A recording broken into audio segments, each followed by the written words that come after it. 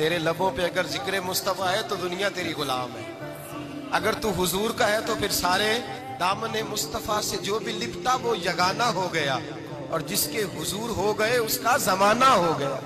मेरे आला हजरत फरमाते हैं फरिश्ते भी करते हैं ताजीम मेरी। कौन जी?